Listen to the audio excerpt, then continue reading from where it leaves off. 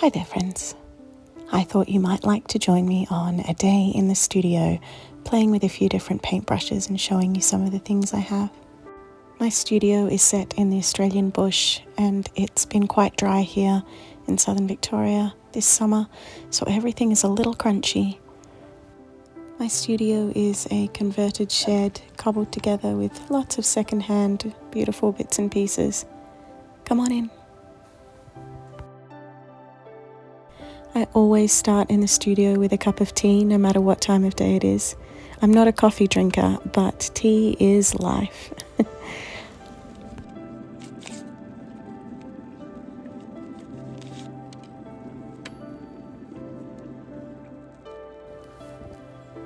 I thought I would start by addressing one of the most common questions I get around what sort of paper I use.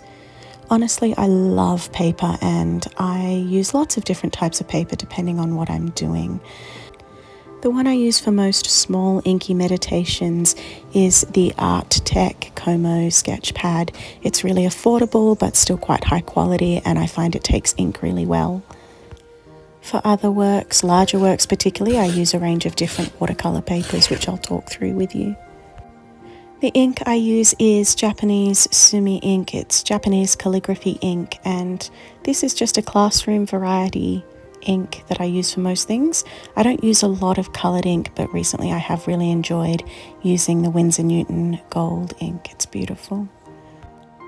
I'm really lucky to have two desk spaces. This one I use for smaller works and this one I use for larger. You'll see that they both have windows right in front of them. This makes it super easy for me to see where I have laid down the water before I start putting ink down.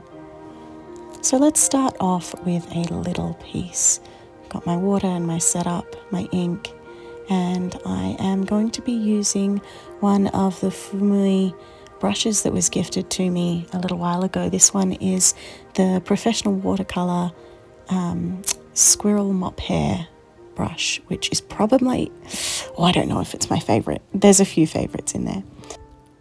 As you can see, I lay down the water first. I use a different brush to lay down the water. And now I am popping the ink on, just letting it run, seeing how it goes. This brush is beautifully flexible and holds a good amount of ink, and you can get a really fine point with it as well as a broader stroke, which I really like. I often have people ask me how long it takes for the ink and water to dry. It does take a while. I usually leave mine out. I'm lucky I've got space to do so, for it to be dried overnight, and then I can be really sure it's completely dry before I pick it up and move it. But I also have been known to be impatient and ruin a painting by trying to move it before it's dry. After painting a couple of little inky meditations, on this day in the studio I move on to a larger piece. I am using a Fabriano watercolour paper. I'll pop the details in the comments. And one of the Fuumuui brushes as well. This is a wolf hair brush. It's a little thicker and again very beautiful to use. I've got the same ink out, just in a bigger bowl to accommodate my brush. And once again I am painting the water on first. I've got the light of the window to help me, which is actually easier to see from the other camera angle.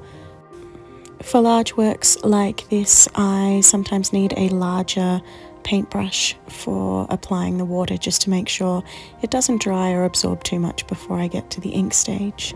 And now it is time to apply the ink. You know, the ink never goes exactly where I anticipate it will, and sometimes that's a good thing and sometimes that's a bad thing. This is a large scale work of a smaller little stegosaurus that I did. I think it's a stegosaurus. Oh, the dino people are going to come for me if it's not. Well, hopefully it's a stegosaurus. It's a larger version of a little one that I did of this previously. I wanted to see what it looked like blown up. I've had a few questions about brush care as well.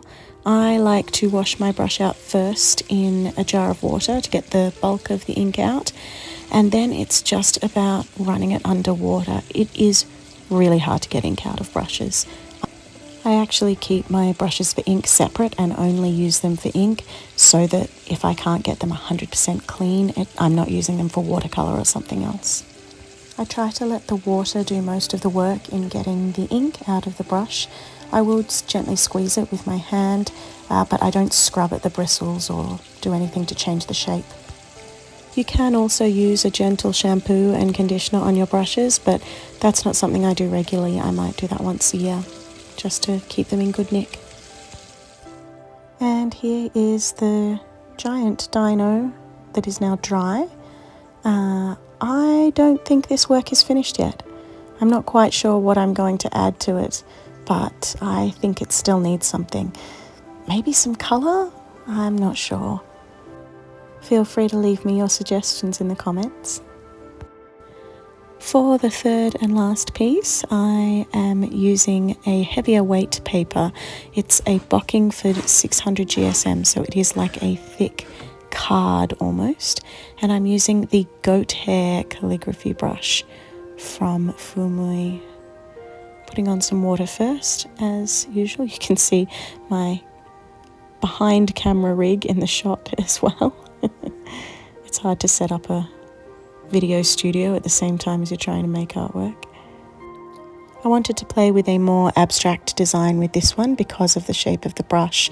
So this one is much more focused on textures and seeing where the ink goes and the contrast of bold lines with some of the more watery effects. It's a beautiful brush to use. I also bring back the wolf hair brush at the end just for that finer point. And then time to let it dry because I do know how I want to finish this one off.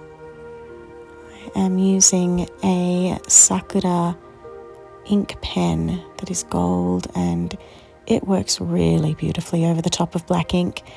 There's a huge range of gold pens out there. I really like the Sakura ones for how metallic they are and they're generally great coverage. And lastly, a hopefully satisfying tape peel. You can see all the nuances of the ink that have dried into the piece. I didn't put a lot of brush strokes on this. This is all created from the reaction of the water with the ink. Here are the 3 finished pieces, and you will have to wait to see what I do with the dino. Thank you for joining me in the studio today. I hope you had fun.